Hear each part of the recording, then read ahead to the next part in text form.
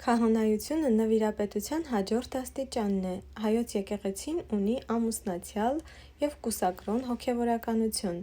Սարկավագները քահանայական իշխանություն են ստանում եպիսկոպոսից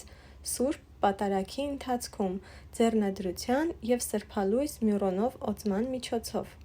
Քահանան իրավունք է ստանում կատարելու եկեղեցու խորհուրդները,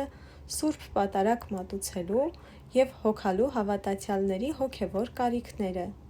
Ամենայն Հայոց կաթողիկոսի կողմից քահանային, ի գնահատություն նրա ծառայության և վաստակի,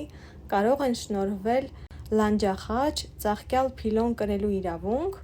և ավագության կոչում։ Կուսակրոն քահանային ձեռնադրության օրը երեկոյան ժամերգության ընթացքում տրվում է վեղար՝ ի նշան աշխարհից հրաժարման։ Հայոց եկեղեցում կուսակրոն եկեղեցականները կարող են ստանալ մասնավոր և ծայրագույն վարդապետության աստիճաններ։ Վարդապետության աստիճանին արժանացած եկեղեցականին տվչության ընթացքում տրվում է վարդապետական օձագլուխ գավազան՝ իմացությամբ քարոզելու Աստծո խոսքը,